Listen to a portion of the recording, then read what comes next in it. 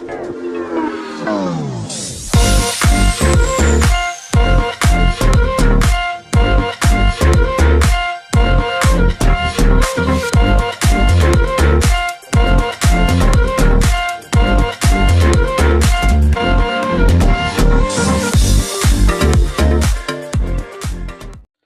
semua, selamat datang ke channel Vels Lifestyle.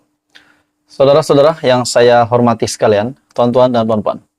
Setelah Muhyiddin Yassin yang telah memberikan keterangan di Ibu Pejabat SPRM, dan pada akhirnya Muhyiddin Yassin yang didakwa di mahkamah berkaitan dengan 4 pertuduhan rasuah dan juga pengubahan wang haram.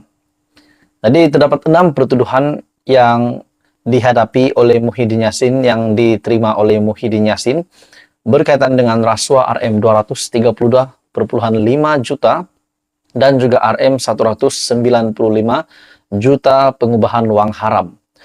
Saudara-saudara, terdapat satu artikel ataupun seorang pemimpin yang bersuara di mana beliau adalah bekas Menteri Keuangan, bukan Tengku Zafrul, namun Menteri Keuangan semasa era Pakatan Harapan terdahulu menjadi Perdana Menteri, yaitu Lim Guan Eng. Pada akhirnya, saudara-saudara, Lim Guan Eng bersuara berkaitan dengan kenyataan Muhyiddin Yassin. Beliau kata, Muhyiddin membohong isu kecualikan cukai Yayasan Al-Bukhari. Kenyataan daripada Lim Guan Eng yang juga bekas Menteri Keuangan. Jadi, kalau benar apa yang Lim Guan Eng kata, adakah Muhyiddin Yassin menipu SPRM dan juga mahkamah?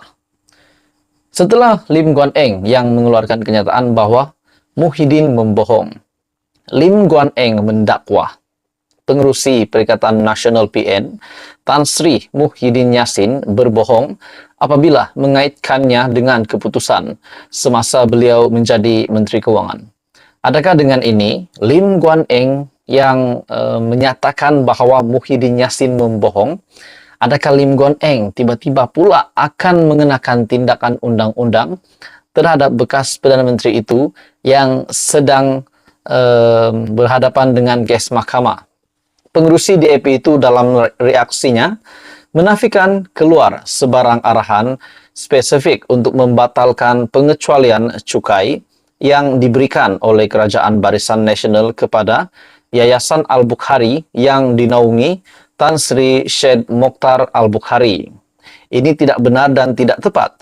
Bolehkah Muhyiddin tunjuk surat di mana saya keluarkan arahan sebagai Menteri Keuangan untuk membatalkan pengecualian cukai kepada Yayasan Al-Bukhari?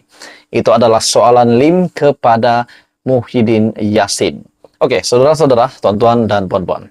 Sebelum saya meneruskan isu hangat ini dan banyak lagi isu hangat selepas ini, saya meminta jasa baik Anda untuk bantu sebentar channel ini dengan menekan butang subscribe. Anda dipersilakan untuk like dan share video ini.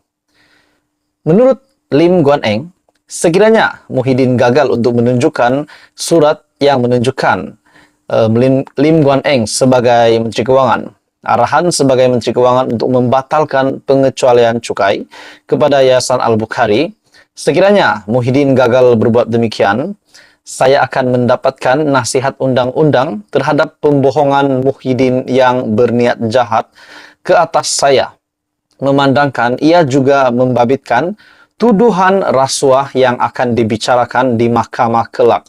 Itu adalah kenyataan daripada Lim Guan Eng.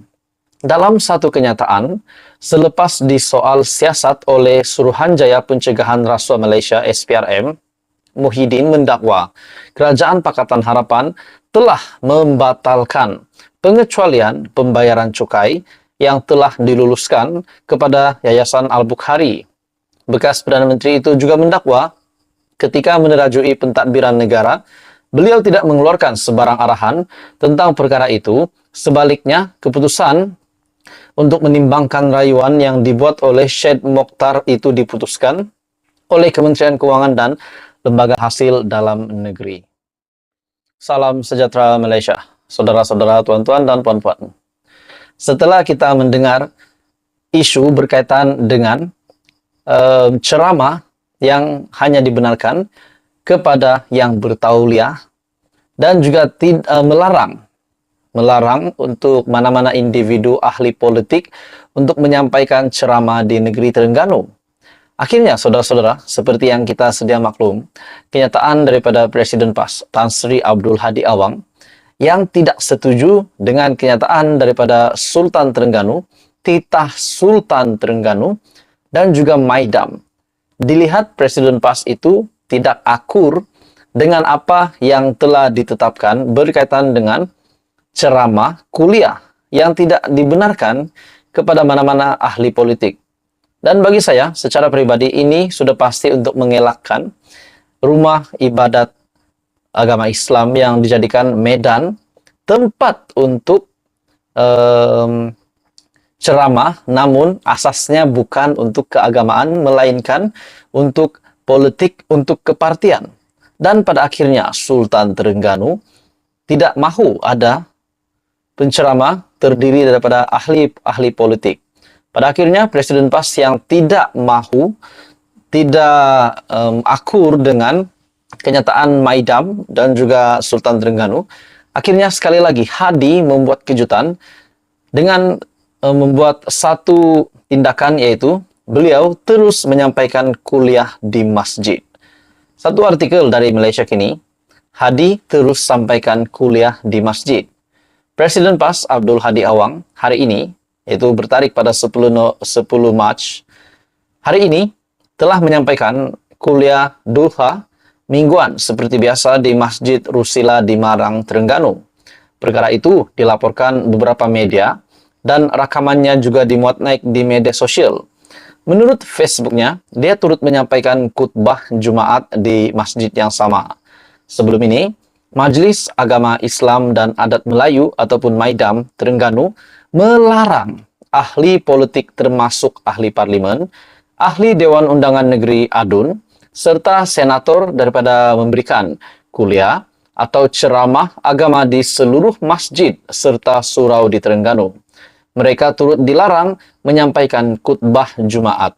Bagaimanapun, pengecualian diberikan kepada pemegang tauliah mengajar atau dengan kebenaran daripada Maidam. Tapi Hadi Awang tetap meneruskan dengan kenyataannya sebelum ini, di mana beliau kata tetap akan melakukannya, dan dibuktikan hari ini beliau benar-benar melakukan perkara ini, meneruskan rutin mingguannya dengan memberikan ceramah di Terengganu. Akhirnya, saudara-saudara, menurut satu portal dari utusan Malaysia, Hadi berbuat demikian di masjid berkenaan selepas majlis penyerahan tabung bencana gempa bumi Turki dan Syria peringkat PAS Terengganu di situ. Dan berdasarkan maklumat terkini di portal data terbuka sektor awam yang dikemas kini, setakat 4 Mac 2021, nama Hadi tidak disenaraikan sebagai penerima tauliah negeri itu. Portal itu menyediakan pangkalan data kepada rakyat bagi mencapai dan memuat turun set data terbuka kerajaan secara dalam talian. Dalam pada itu, PAS negeri akan memastikan semua ahli politik termasuk wakil rakyat parti itu untuk memohon tauliah daripada Maidam untuk membolehkan mereka mengajar serta menyampaikan kuliah kuliah agama di masjid dan surau. Setakat ini dalam kalangan wakil rakyat PAS sudah memiliki tauliah, dan yang masih tidak ada tauliah akan memohon secepat mungkin.